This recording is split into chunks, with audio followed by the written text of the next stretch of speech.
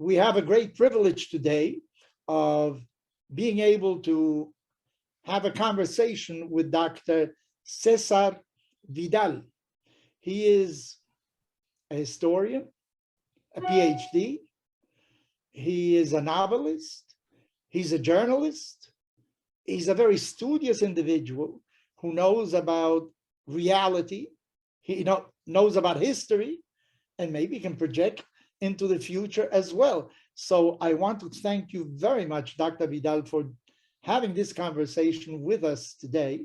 And I was very surprised when I learned that one of the areas of interest for you is the Holocaust of the last century, the greatest tragedy that occurred to the Jewish people, where a third of the Jewish people was assassinated, murdered without any reason at all. And that is a theme of your interest. I was very intrigued to know why you are so interested in the Holocaust, because there are so many people that are trying today to negate, to tell us that that really didn't happen, and it's very difficult to assimilate that it did happen, because who can think that human beings can be so cruel, criminals with innocent children and God knows what. I don't want to go into any details because my heart starts beating a little too fast. I also understand that you are very interested in Maimonides. You're interested in Jewish philosophy, which also is amazing for me. You weren't born Jewish, I know that. You're a religious man, but you're not Jewish, and yet you're very interested in Jewish themes as well. And I'm sure that you're very interested in world politics, what is going on in the world all over. And you have a play which somehow made me think twice about the children of an orphanage. Janos Korczak was the name of the physician that took care of that, and unfortunately he died, and you made a play out of it that is already almost 2 years running in Madrid, so that you write plays, you wrote many books, the Holocaust, Maimonides. Welcome, Dr. Vidal. Thank you very much for this conversation with me. Tell me something about the Holocaust. Why are you so interested in the Holocaust? Well, it's my pleasure and my privilege to meet you here, Rabbi. And well, I think I had been very interested in Jewish history during the last decades. I think probably my first book about the Jewish history was written and published in the 90s. And it was in 1994 that appeared my first book about the Holocaust. Well, this was a book entitled The Revision of the Holocaust.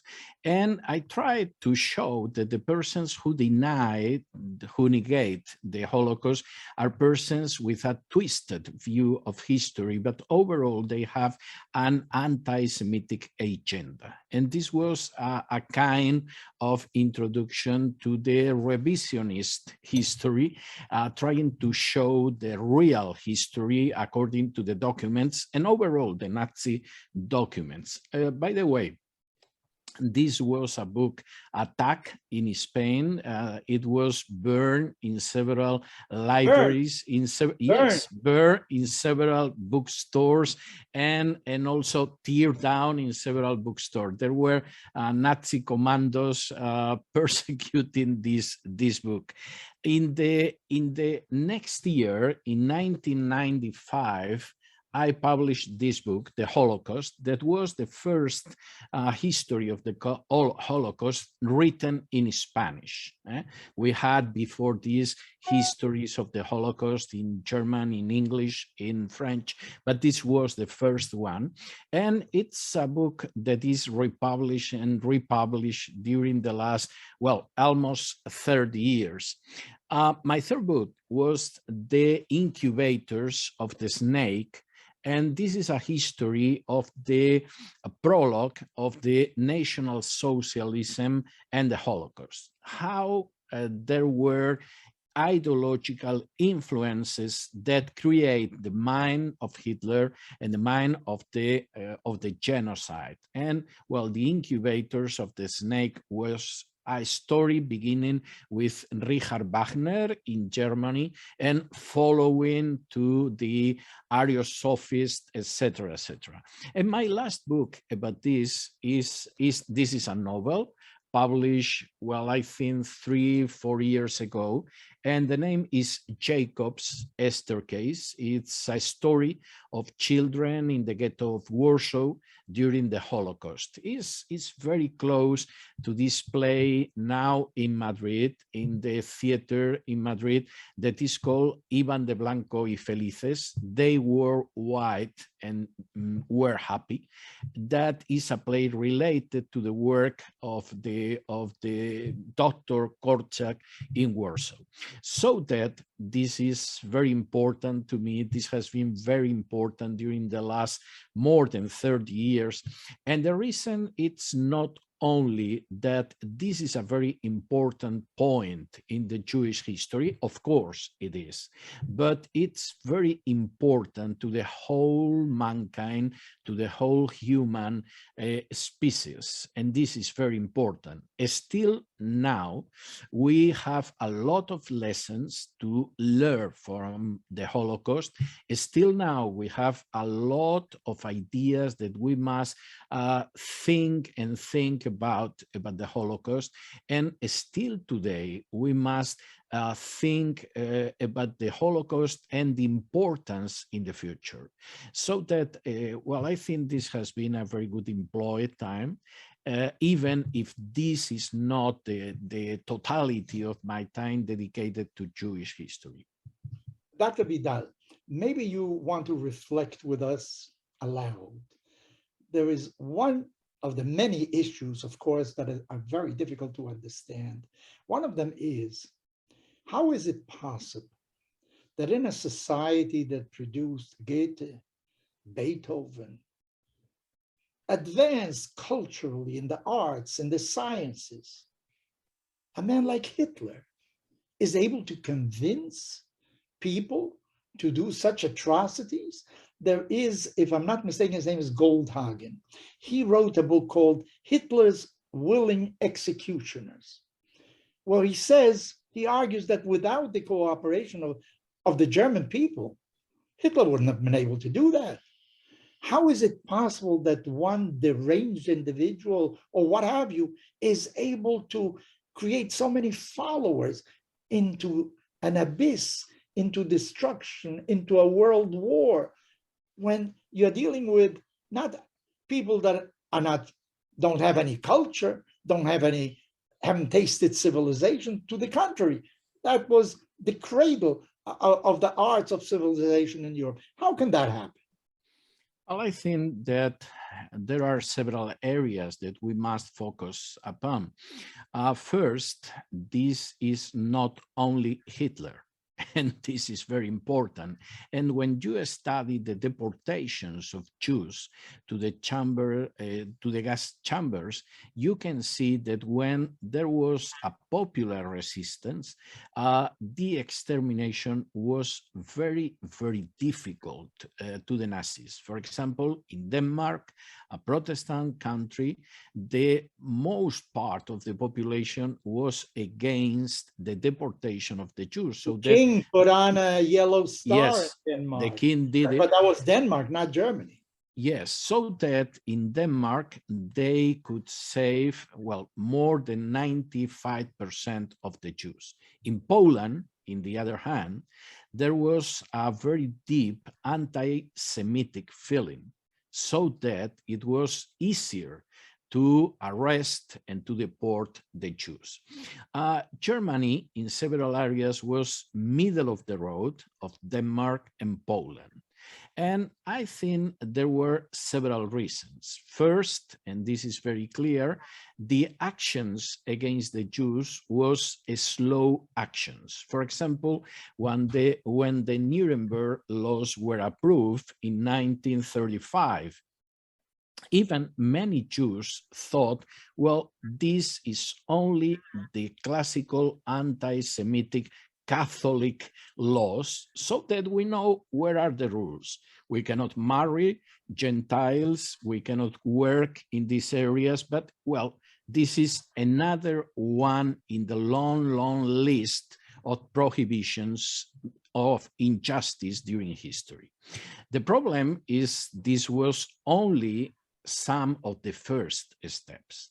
I think that many persons thought when the Aryanization laws in 1938, well, the situation now is more dangerous and they're taking our goods, they're taking our wealth. But anyway, this has happened also before in our long history of suffering. The problem is that going from steal to killing was very easy. And it took probably a couple years, but anyway, it was easier. After this, the Jews were sent to ghettos. They were identified, they were marked, they were arrested close up. And after this, it was very happy to murder them in a mass way. So that, well, this is the first situation. And during this time, I think there was another factor that it was very important. In areas of Germany where anti-Semitism was not so clear, there were not so many problems to the Jews. In areas like Austria or Bavaria, that were Roman Catholic areas with a heritage of anti-Semitism, this was very much easy. Hitler was born a Roman Catholic. Himmler, the Reichsführer of SS, was born a Roman Catholic. And it's very curious that when you watch the names of the people who were in the Endlösung, the final solution, the extermination of the Jews, the number of Austrians duplicates, is double than the number of Germans. Did the Vatican know about this?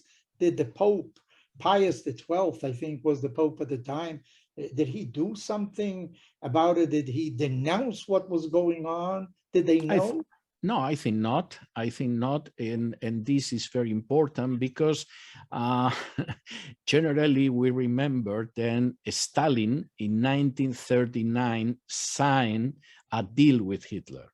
But we don't remember that Stalin was the last one to gain time to the future World War.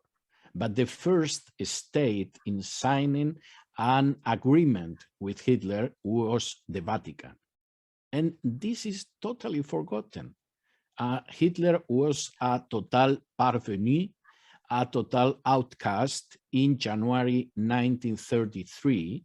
And this situation changes when the Vatican decides to sign an international agreement with Hitler.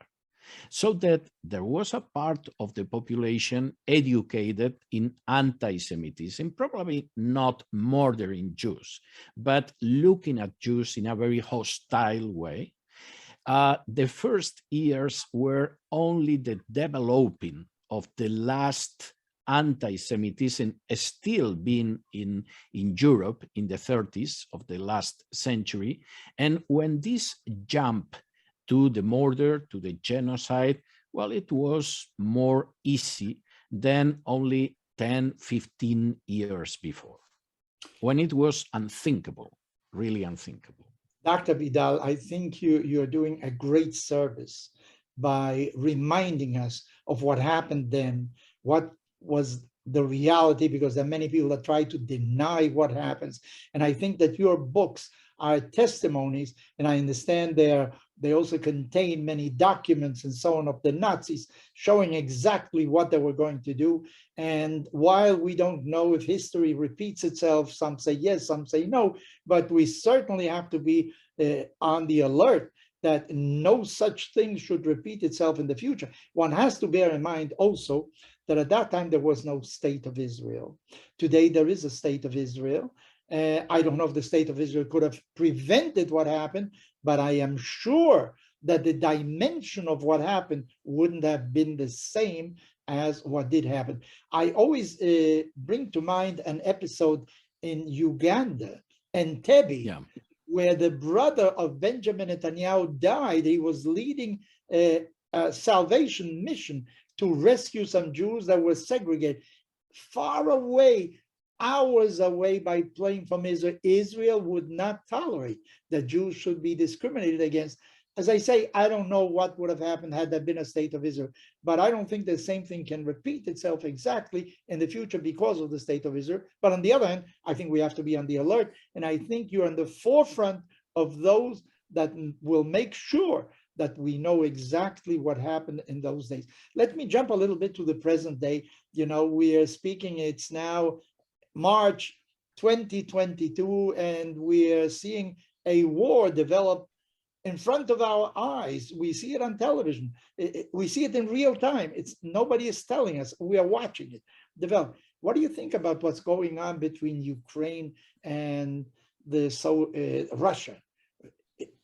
Well, I think this is the sad and tragical development of historical roots. I'm going not to talk about Ukraine and the past of Ukraine, and I'm going not to say any word about the anti-Semitism in the historical Ukraine, but I think there had been two real problems.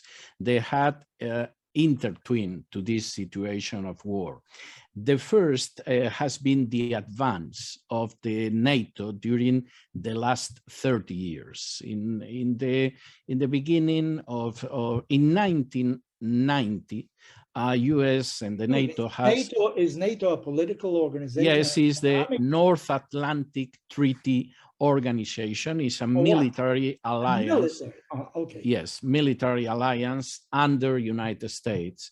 And in 1999, when Germany was reunified, US promised Mikhail Gorbachev, that was the general secretary of the Soviet Union, of the Communist Party of the Soviet Union, that the frontier of NATO wouldn't go an inch more than the frontier of Germany. So that in the frontier of Germany ends up the frontier of NATO. Mr. Gorbachev, you can be quiet about this. In this decade, during the government of Boris Yeltsin, that was the first president of Russia, these promises were remade several times. So that don't worry, we're going not to take the NATO to your frontiers, to the frontiers of Russia. But unluckily, and this against the advice of George Kennan and Henry Kissinger and Richard Nixon, the NATO has been expanding since the last years of the 90s till right now. This has been seen with mistrust from Russia, and this is very logical. But I think that the critical point has been when Ukraine asked for being a member of the NATO.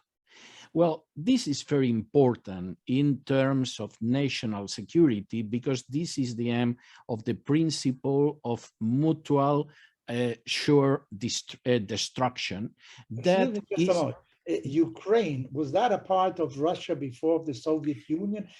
This has been, it has been always a part. Nikita Khrushchev, a prime minister, chairman of the Communist Party, was born in Ukraine. No? They speak Russian there too, no? Well, the first capital of Russia in the 9th century was Kiev. And Kiev is the capital of Ukraine right now. Okay. So that Ukraine was always a part of Russia. There was a part that it was dominated by Poland, but in general terms, always was a part of Russia. And save Lenin and Stalin. Lenin was an 8th Russian and Stalin was Georgian. The rest of the Soviet dictators were or Ukrainian or coming from a Ukrainian family. So that this is very important because, well, Ukraine was not a kind of oppressed nation. This is the story of the Ukrainian nationalists. But anyway, I was talking about this principle of the mutual nuclear destruction. We didn't have, thanks God, a nuclear war during the last decades, because if any country strikes in a nuclear way another country, the other country has enough time to strike back. So that, well, US is going not to attack Soviet Union. Soviet Union wasn't going to attack US because the destruction, the mutual destruction was sure. If Ukraine goes into NATO, this principle vanish because you can bomb with atomic bombs Moscow in only 5 minutes coming from Ukraine. And this means that Russia cannot strike back NATO. So that, well, this is a problem of national security, and this explains the anger. I think this is a very good term to describe this, the anger of Russia referring this question. The second question is more closer in time and has intertwined with this. In 2014, Ukraine suffered a coup d'etat to put in power the Ukrainian nationalists. This created immediately a situation of revolt in the eastern of Ukraine, in Donetsk and Lugansk, that decided that they were against the coup d'etat. And the nationalists in Ukraine decided to bomb this area of Ukraine. During the last 8 years, there had been over 15,000 dead, in general terms, civilian, well, women, elders, children, etc. And well, the Organization for Security and Cooperation in Europe has calculated that the Ukrainian governments bombing this population within Ukraine have violated over 1,000 times the Minsk agreements of 2015 that guaranteed a situation of peace that had never existed during the last years. So that I think these two situations have intertwined: the fear of losing this protection against a nuclear attack, and second, the actions of the Ukrainian nationalists. And the first steps were made in a diplomatic way, but in the last, we are watching a terrible war right now. I think that probably if Russia install bombs, atomic bombs in Mexico or Puerto Rico or Nicaragua, US have act in the same way. And this is very logical. It's very sad. It's tragical, no doubt about this, but I think this is a question of national security. You know, Dr. Vidal, I'm Venezuelan. I lived many years in Venezuela. I lived 44 years. I was a rabbi in Venezuela with the Jewish community. And Venezuela is very close to my heart. And yet I see that in the case of Ukraine and the Soviet Union, the United Nations, the whole world, watch CNN, Fox News, the whole world is upside down because of what's happening. And yet we see Russian presence in Venezuela. Cuba has colonized Venezuela. Venezuela is a colony of Cuba. The previous dictator, Chavez of Venezuela, previous president, dictator, he sold out to Cubans. He was enchanted, murmurized by Castro somehow to give a country to another country. Yet the United Nations, the United States does not pay enough attention, I feel, to what's going on in Venezuela. And that is, you know, in the area supposedly of influence of the United States. You know, there are certain things already, certain policies that were said, America's for the Americans, Europeans shouldn't be there. And we have Russia, we have Iran, we have China. And it's also the drug trafficking that is going on there that affects the United States. They don't give it enough attention. Why not? Well, I think that we cannot mistake the real interest of the American people in one hand, and in the other hand, the interest of power focus in US. I think they are very different. Generally, people mistakes both of them, but I think they are very different. I think that in the interest of the American people, Venezuela is a first situation. It's a very important, strategically speaking, situation. And I think that US must be more interested in the situation south of the border of the Rio Grande than the situation in Ukraine. But these are the national interests of the American people. The interests of very concrete lobbies are more in Ukraine than in Venezuela. Why? Because of two reasons, at least. First, Venezuela can be sacked, can be stolen from the wealth of Venezuela in a very easy way, while Maduro keeps being a dictator over there. So that, well, we can talk against Venezuela, we can, well, say threats against Maduro, but anyway, we are only interested in trading with Maduro. And the companies, the corporations that are supporting really Maduro. There's so many sanctions against that, no? Aren't there sanctions to deal with Venezuela? Yeah, but anyway, these sanctions are not fulfilled in many corporations. For example, Chevron receives permits, authorization to trade with Venezuela. Even under the presidency of Donald Trump, Chevron could deal with Venezuela.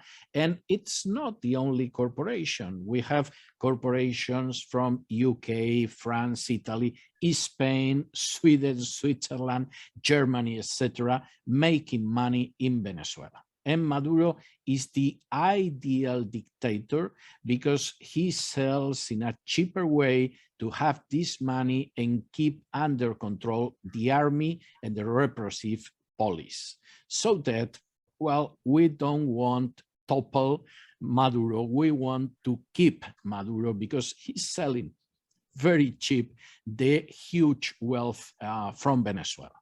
In the case of Ukraine, it's very different because we can make a lot of money. For example, some of the most important media in US, I think about New York Times, Washington Post, Wall Street Journal, etc., have among their shareholders, their owners, well, persons who are making arms and weapons to sell. And I can give you only an example, but Germany is going to expend in the next 2 years 100,000 million euros in buying weapons, most of them from US. This is more or less 125,000 million euros. So that if you have very sure the wealth of Venezuela with this kind of disgusting dictator, and you can earn very much more money selling weapons to Europe, well, of course, you are very interested in talking about Ukraine and the Russian threat, and you are not very interested in the end of Maduro. So that I think this is very, very easy to explain. And of course, it's not only weapons. For example, this situation has made a real separation between Western Europe and Russia. And Russia is the seller of gas and oil to Western Union. Who is going to sell right now the gas and the oil to Western Union? US. Western Europe. Western Europe. Well, US. And the only problem is the the American gas is 40% more expensive than Russian gas. But anyway, this is huge business, Rabbi. Huge Everything business. is dollars and cents, I see. Everything is a question of Well, not everything, but almost everything. no doubt, this has an incredible weight in the decisions, and it has an incredible weight in the stories published by the media, because the media are not independent. They have their own owners, and these owners, well, many times are the persons who are making weapons. Well, Dr. Vidal, I don't want to go into that discussion about the media because lately I am so disappointed in the media that Me their too. interests, they editorialize instead of telling you what's going on. You're not sure nowadays because of the new technologies. You don't know if what you're watching is really what's happening. Who knows That's what? true. So who knows what? But let me jump a little bit. Most rabbis are Jewish, and I'm a rabbi, so I'm very interested in Israel. The conflict between Israel and the Palestinians has been going on for decades already, and there didn't seem to be any solution. But finally, some peace was made with a couple of countries, but it was a cold peace. But lately, the Abraham Accords seem to indicate maybe a new route, a different future of people that want to live better, technologies, flights that go from one place to the other. What do you think of the Abraham Accords? Well, Rabbi Anilo Nabiu ben Nabi, I'm not a prophet or the son of a prophet, but I'm not pessimistic. I'm well-informed optimistic, I must say. And I think that the Abraham Accords are a good step in the right direction. I don't think that the situation in Middle East is as bad as many think. I think that since the 70s, in the last year, Israel has signed peace with different Arabic countries that have a situation of war against it. And this is very good news. And this is the case of Jordan. This is the case of Egypt. I think that these accords of Abraham are very good because Arabic countries outside the area surrounding Israel has decided to have a reciprocal, goodwill to Israel and vice versa, so that this is very good. And I think we are progressing, probably in a slower way that we should like, but we are progressing. And we have probably two very hard problems. One of them is Palestine, the Palestinians, and the second one is Syria because of the Golan Heights. But in general terms, I would say that during the last half century, we have made a lot of progress. And well, if you watch only TV and you read only the newspapers, it seems that this is silly to say we have made progress. But if you turn your eyes to half century ago, we have advanced a lot. I should like, and I pray for a final solution of the rest of the problems. I think that probably we are only half of the road, half of the way, but I think that we have made progress, and these Abraham Accords are a part of this progress. Dr. Vidal, I could talk to you about Maimonides, about your many interests, but this will be a forever conversation. And maybe we'll do another opportunity. We'll talk a little bit more about your other interests because you delve into so many things, and you don't do it in a superficial way. You go deep down, you study your issues, you document your opinions. So that I want to thank you very much for spending this time with us today. I want to wish you good health in this pandemic era, and to you and to your family. And hopefully you'll give me another opportunity in the not too distant future to have another conversation with you. Well, Thank you very much. it will be my pleasure and my privilege, and I hope that we can talk one day about the golden age of Sepharad and Maimonides and Gavirol and many others. Okay, thank you very much, and have a great day. Thank you. Thank you. God Bye-bye to bless you. everyone.